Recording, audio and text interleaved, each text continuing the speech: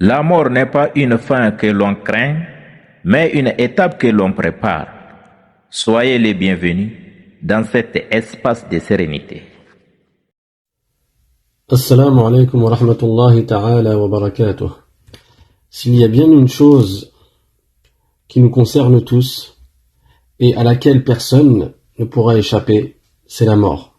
Inch'Allah ta'ala, nous allons voir aujourd'hui brièvement comment faire pour s'y préparer.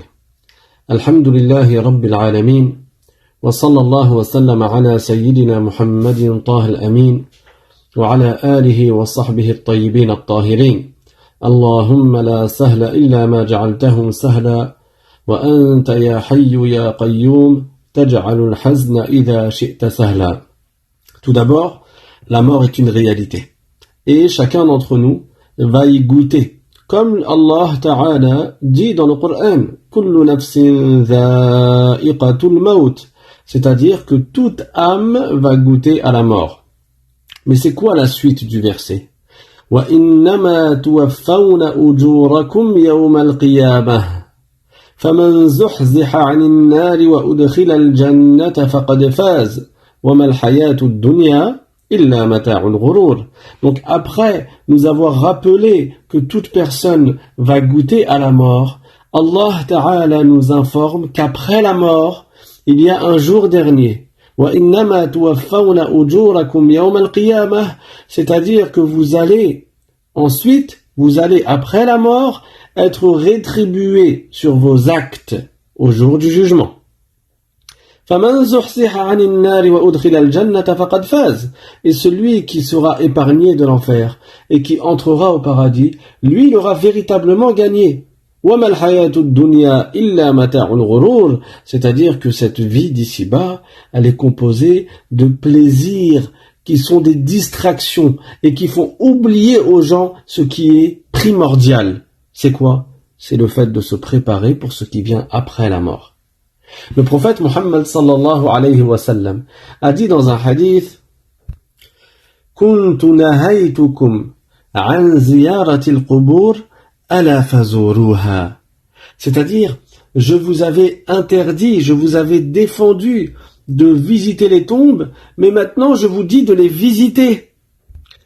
Et dans la suite du hadith, le prophète sallallahu alayhi wa sallam a dit, comme cela a été rapporté par At-Tirmidhi, فَإِنَّهَا تُذَكِّرُ الْآخِرَةِ, c'est-à-dire parce que la visite des tombes vous rappelle l'au-delà.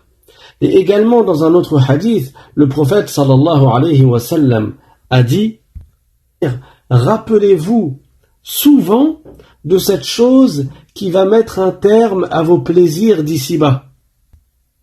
Et cette chose-là, c'est la mort. Donc le prophète sallallahu alayhi wa sallam nous incite à nous rappeler de la mort. Pourquoi? Parce qu'en te rappelant de la mort, tu vas méditer sur ce qui vient après la mort. Comme le prophète Muhammad sallallahu alayhi wa sallam l'a enseigné. C'est-à-dire qu'après la mort, il n'y a pas rien du tout. Après la mort, il y a la résurrection, al-ba'th. Après la résurrection, il y a le rassemblement, al-hashr. Après le rassemblement, il y a l'exposition des actes, al-hisab. Nos actes nous seront exposés et ils seront pesés sur une balance, al-mizan. Et après cela, chacun sera rétribué en fonction de justement de ce qu'il a fait. Puis, les gens devront passer un pont, as-sirat, mais en dessous du pont, il y aura l'enfer, jahannam, an-nar, lava. Et de l'autre côté du pont, il y aura le paradis, al-jannah, mais avant d'accéder au paradis, il y aura al-hawd, le bassin. Toutes ces choses-là, le prophète sallallahu alayhi wa sallam nous en a parlé et nous devons y croire, nous, en tant que musulmans, en tant que croyants qui avons la foi en Allah Ta'ala et en son messager Muhammad sallallahu alayhi wa sallam, nous n'avons absolument aucun doute sur tous les sujets dont le prophète Muhammad sallallahu alayhi wa sallam nous a parlé, parce qu'il est véridique en tout ce qu'il a porté à notre connaissance et en tout ce qu'il nous a rapporté de la part de Allah Ta'ala. Donc quand tu te rappelles de la mort, tu vas penser à ce qui vient après la mort, à ce qui vient après la mort. Et quand tu vas méditer sur ce qui vient après la mort, tu vas te préparer pour cela. Et c'est pour cela que le prophète sallallahu alayhi wa sallam a dit Al-kayyisu man dana nafsahu wa amila lima ba'da al-maut. C'est-à-dire l'intelligent, c'est celui qui se rend des comptes. C'est-à-dire qu'il demande à son âme des comptes. Il réfléchit à ce qu'il a fait dans ce bas monde afin de devenir meilleur et afin de s'améliorer, afin de se repentir s'il a commis des péchés et afin de faire encore plus de bonnes actions s'il a fait des bonnes actions. Donc le prophète sallallahu alayhi wa sallam a dit Al-kayyisu, c'est-à-dire l'intelligent, man dana nafsahu, c'est celui qui se rend des comptes, donc à lui-même avant le jour où il devra rendre des comptes. Wa amila lima ba'da al-maut, et c'est celui qui œuvre pour ce qui vient après la mort. Donc c'est qui la personne intelligente? C'est celle qui prépare ce qui vient après la mort. C'est celle qui prépare ses bagages. Et quand tu réfléchis, tu observes, quand quelqu'un veut voyager, il prépare ses bagages. Si une personne, elle compte voyager juste pendant une semaine, elle va préparer des bagages pendant un certain temps, peut-être pendant plusieurs heures. Et si elle compte voyager pendant 2 mois, alors ça va lui prendre des jours de se préparer. Ça va lui prendre des jours de préparer ses valises, de préparer ses provisions, de préparer ses bagages. Et si quelqu'un compte déménager définitivement, c'est possible qu'il se prépare des mois à l'avance, voire des années à l'avance. Que dire alors du voyage qui est le plus grand voyage, qui est le voyage vers l'au-delà? À plus forte raison, on doit s'y préparer. Parce qu'après la mort, il n'y a pas rien du tout. Mais il y a un jour qui va durer 50 000 années, comme Allah dit dans le Coran, « Fi yawmin kana miqdaruhu 50 alf sanah » C'est-à-dire que il y a des choses qui auront lieu dans un jour qui va durer, qui aura une durée de 50 000 ans. Et après quoi, il y aura une éternité, soit au paradis, soit en enfer. Donc on doit préparer nos bagages pour l'au-delà, pour ce qui vient après la mort. Mais c'est quoi ces bagages-là? Allah Ta'ala nous le dit dans le Coran. وَتَزَوَّدُوا فَإِنَّ خَيْرَ الزَّادِ التَّقْوَى. C'est-à-dire faites des provisions. Mais la meilleure des provisions, c'est la piété. La meilleure provision, les meilleurs bagages que tu peux préparer pour l'au-delà, pour ce qui vient après la mort, pour la mort, c'est quoi? C'est la piété, at-taqwa. Et c'est quoi la piété? Les savants ont dit at-taqwa hiya ada'ul wajibat wajtinabul muharramat. C'est-à-dire que la piété consiste à accomplir les devoirs et à éviter les péchés. La piété consiste à accomplir tout ce que Dieu t'a rendu obligatoire et à éviter tout ce que Dieu t'a rendu interdit. Donc les obligations comme les 5 prières quotidiennes, ça fait partie des choses qui sont des devoirs, des obligations, tu dois les accomplir. Ainsi que le jeûne du mois de Ramadan, ainsi que le versement de la zakat si elle t'est obligatoire, ainsi que le pèlerinage à la Mecque si tu es concerné par cette obligation, en fonction de ta capacité, etc. Et de la même manière, tu dois éviter coûte que coûte toutes les choses que Allah Ta'ala t'a interdites. Donc ce sont les péchés. Allah t'a accordé un cœur et il t'a interdit de commettre certains péchés avec ton cœur. Il t'a donné une langue et il t'a interdit de commettre certains péchés avec ta langue. Parmi les péchés du cœur, il y a par exemple l'orgueil. Parmi les péchés de la langue, il y a le mensonge, il y a la médisance. Parmi les péchés de la langue, il y a également le fait de blesser par une parole. Et d'autres péchés encore. Dieu t'a donné un ventre et il t'a interdit de commettre certaines choses avec ton ventre. Il t'a interdit par exemple de consommer de l'alcool.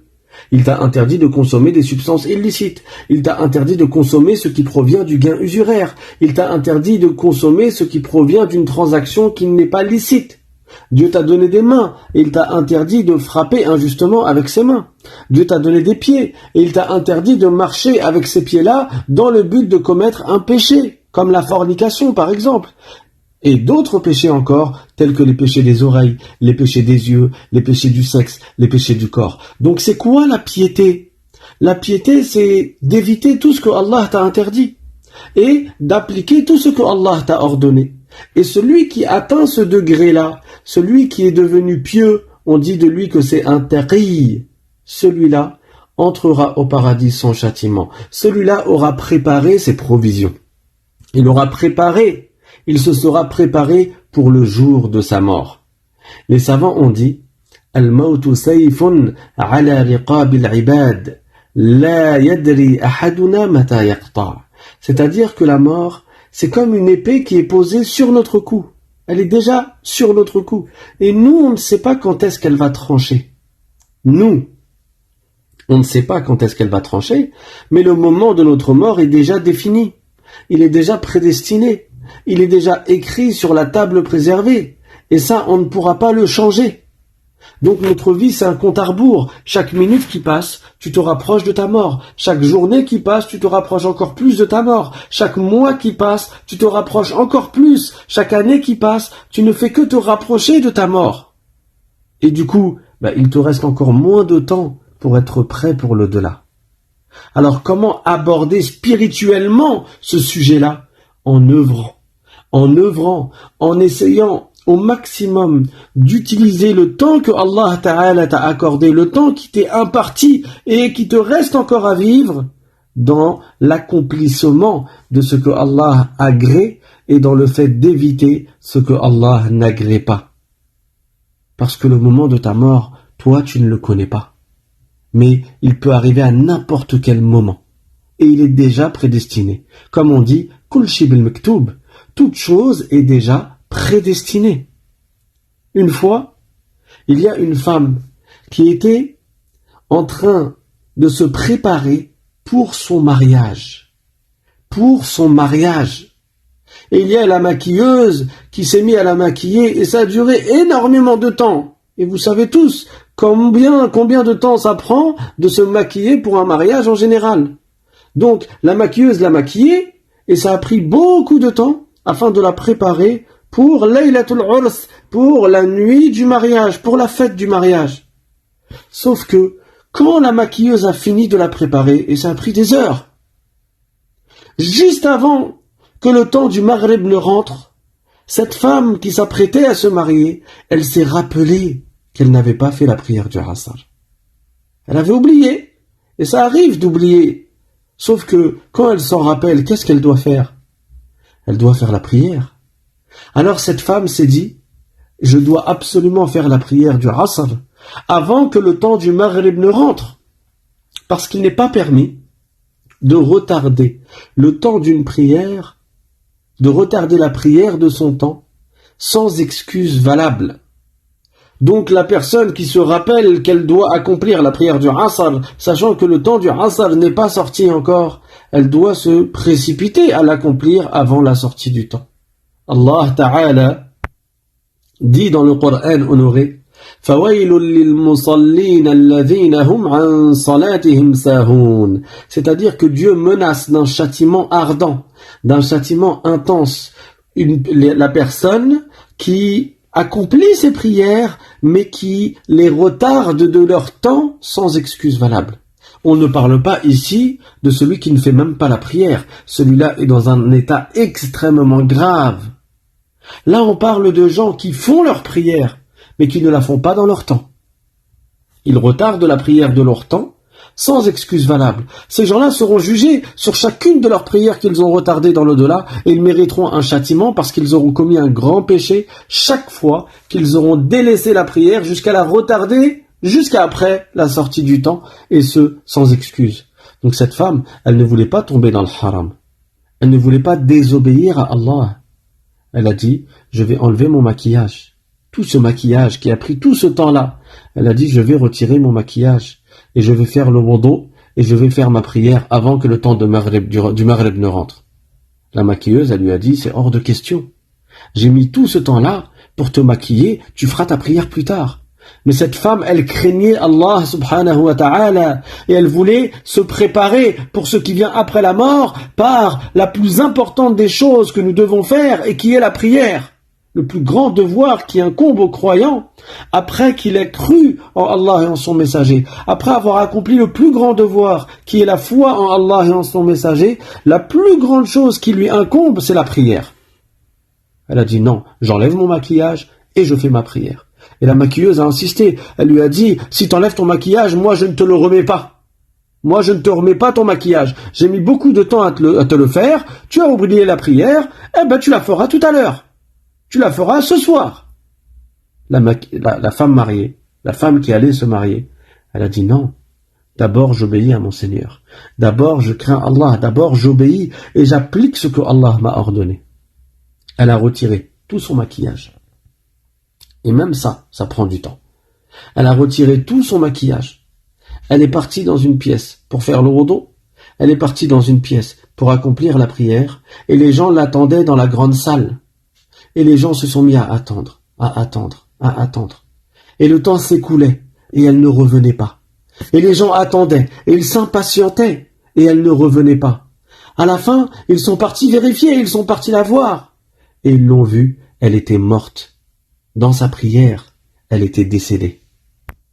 Subhan al-Khaliq al-Azim. La dernière action qu'elle a faite, le dernier acte qu'elle a accompli avant de mourir, c'est le meilleur des actes que le musulman peut faire. C'est sa prière obligatoire.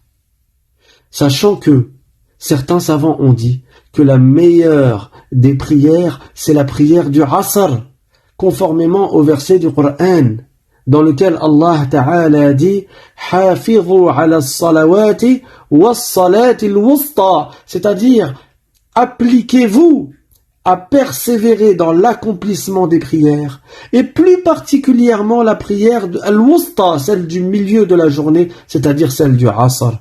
Pourquoi Allah Ta'ala nous a indiquer l'importance en particulier de cette prière-là, parce que c'est celle qui a lieu en pleine journée, quand les gens sont occupés à courir après la dunya, quand les gens sont occupés à chercher à gagner dans ce bas monde, à chercher des choses qui leur font gagner de l'argent dans ce bas monde. Les gens sont occupés par le commerce, les gens sont occupés par le travail. À ce moment-là, n'oublie pas ta prière, qui est la prière du Asr. Cette femme, elle est décédée en ayant accompli ce que Allah lui a ordonné. Alhamdulillah. Et elle s'est préparée pour ce qui vient après la mort. Elle a réfléchi à la mort et elle s'est préparée pour ce moment-là. De deux choses l'une. Étant donné que la mort, elle est déjà prédestinée, cela signifie que à ce moment-là, elle devait mourir. Donc de deux choses l'une. Soit elle avait écouté la maquilleuse et elle aurait donc délaissé l'accomplissement de la prière, et elle serait morte en ayant commis un grand péché. Soit, elle a fait ce qu'elle a fait effectivement, c'est-à-dire qu'elle accomplit la prière, et là, elle sera décédée sur un acte que Allah subhanahu wa ta'ala agrée. Et nous, chaque jour, il faut qu'on se rappelle cette parole-là. إِذَا أَمْسَيْتَ فَلَا تَنْتَظِرِ الصَّبَاحِ وَإِذَا أَصْبَحْتَ فَلَا تَنْتَظِرِ الْمَسَاءِ. C'est-à-dire que si tu arrives à la nuit, ne t'attends pas à vivre jusqu'au matin. Et si tu arrives jusqu'au matin, tu vis jusqu'au matin, ne t'attends pas à vivre jusqu'à la nuit. Allah Ta'ala dit dans le Coran وَلِكُلِّ أُمَّةٍ أَجَلٍ فَإِذَا جَاءَ أَجَلُهُمْ لَا يَسْتَأْخِرُونَ سَاعَةً وَلَا يَسْتَقْدِمُونَ. C'est-à-dire que toute communauté a une échéance à sa vie. Et le moment où cette échéance arrive, tu ne peux ni reculer d'un instant, ni avancer d'un instant. Tu ne peux pas reculer d'un instant. Et tu ne peux pas avancer d'un instant. Il a été rapporté qu'un homme, une fois, c'était un roi. Et c'était un tyran. Un tyran, donc c'était un homme qui était injuste, qui prenait le bien des gens, du peuple, injustement. Un jour, quelqu'un est venu à lui, et il avait un aspect qui l'effrayait. C'était chez lui. Dans son palais, il voit quelqu'un rentrer qu'il ne connaît pas, qu'il ne reconnaît pas et qui lui fait peur. Alors il lui a dit, qui es-tu? Et qui t'a autorisé à rentrer ici? Qui t'a autorisé à rentrer chez moi? Alors, cette personne lui a répondu, celui qui m'a autorisé à entrer, c'est celui à qui appartient cette maison. Et moi, je suis celui qu'aucun portier ne peut empêcher d'entrer. Je n'ai pas besoin de l'autorisation des rois.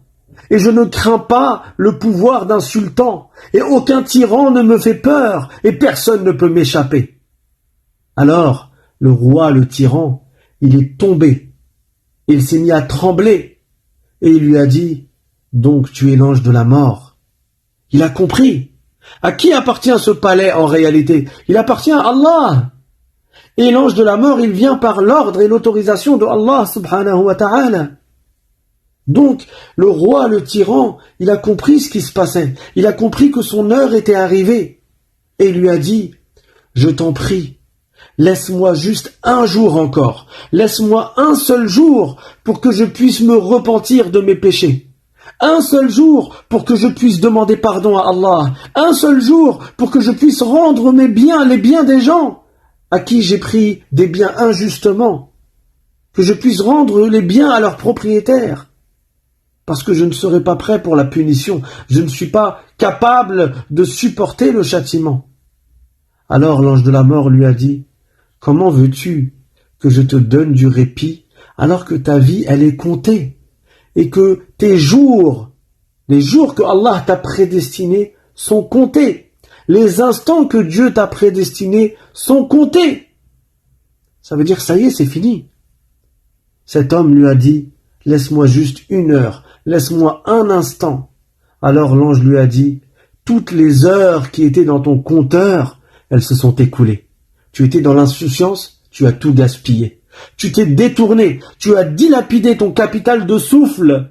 Ça veut dire que tes respirations que tu avais et que Allah t'a prédestinées, au lieu de les utiliser pour te préparer pour la mort, tu les as utilisées dans l'insouciance et dans le péché. Maintenant, il ne te reste plus aucun souffle à vivre. » Alors, cet homme lui a dit, « Que va-t-il advenir de moi? Qu'est-ce qu'il va m'arriver?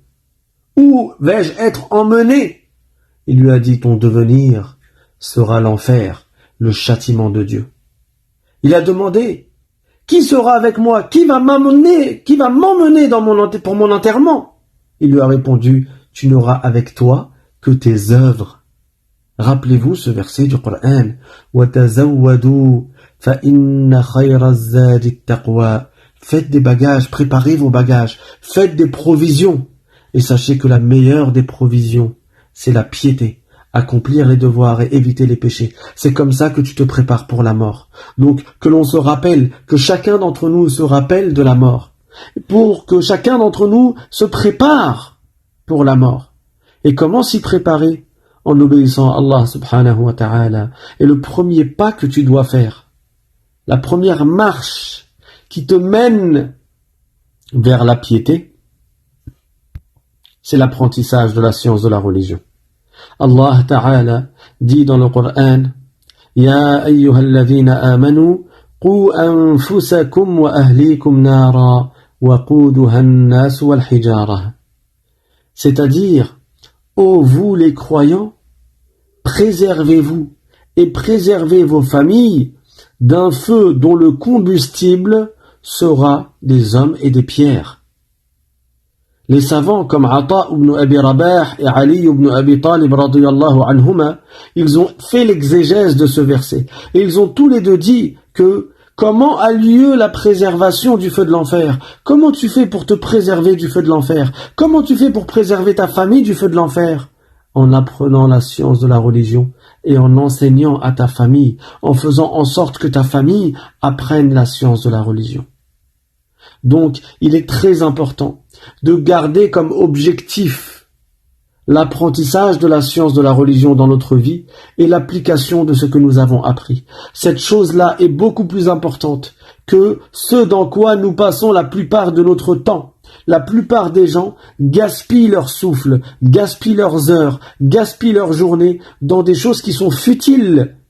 Allah Ta'ala a dit dans le Coran,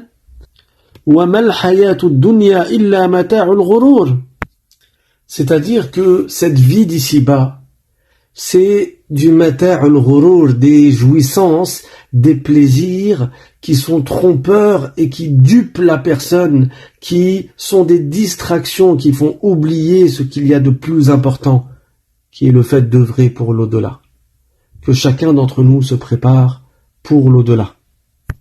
et que chacun d'entre nous s'attache à accorder un temps chaque jour dans l'obéissance à Allah subhanahu wa ta'ala, dans l'adoration de Allah subhanahu wa ta'ala, et chaque semaine que la personne s'attache à apprendre la science de la religion, parce que c'est ça ce qui va compter et qui sera en ta faveur au jour du jugement. Allah Ta'ala dit dans le Coran Laha ma kasabat wa alayha ma iktasabat, c'est-à-dire que la personne au jour dernier, elle aura en sa faveur le bien qu'elle a accompli dans ce bas monde, et elle aura contre elle le mal qu'elle a accompli dans ce bas monde. Donc plus tu fais du bien, même si tu ne le vois pas ici-bas, tu n'en vois pas physiquement le résultat, tu seras très heureux de le retrouver dans l'au-delà. Il y a un poète qui a dit تفنى اللذاذة ممن نال صفوتها من الحرام ويبقى الإثم والعار تبقى عواقب سوء في مغبتها لا خير في لذة من بعدها النار. C'est-à-dire que quand quelqu'un fait un plaisir qui est haram, quand quelqu'un il se fait plaisir et il passe du temps, donc il écoule des respirations, il écoule de son temps de vie dans quelque chose dans lequel il trouve une jouissance, une réjouissance et un plaisir, mais qui est interdit. Cette jouissance-là, ce plaisir-là, il disparaît au bout d'un moment. Et qu'est-ce qui reste? Il reste le péché, il reste la honte, il reste le haram qui a été inscrit par l'ange, parce qu'il y a 2 anges autour de lui, Raqib et Atid, qui écrivent tout ce que la personne fait, tout ce que la personne dit. Donc, le péché, il reste inscrit et il devra en rendre compte dans l'au-delà, même si lui, il a déjà oublié le plaisir depuis un moment. تبقى عواقب سوء في مغبتها لا خير في لذة من بعدها النار. Donc, les conséquences mauvaises, les conséquences néfastes du péché que la personne a commis, elles vont rester, alors que le plaisir a disparu. Et donc il n'y a pas de bien dans un plaisir qui laisse suite, qui donne suite au feu de l'enfer. Il n'y a pas de bien à trouver du plaisir et à chercher du plaisir dans quelque chose qui aura pour conséquence le feu de l'enfer. Si tu veux te préparer pour la mort, si tu veux te préparer pour ce qui vient après la mort, la voie, elle a été tracée par le prophète Muhammad sallallahu alayhi wa sallam. Tariquna ilmun wa amalun wa ikhlas. Et notre voie, c'est quoi cette voie-là? C'est l'apprentissage de la science de la religion, al-ilm, l'application de la science de la religion, al-amal, et la sincérité dans les actes de bien et dans les actes d'adoration, al-ikhlas. Walhamdulillahi rabbil alamin, wa sallallahu wa sallam ala sayyidina Muhammad وعلى آله وصحبه الطيبين الطاهرين سبحان ربك رب العزة عما يصفون وسلام على المرسلين والحمد لله رب العالمين.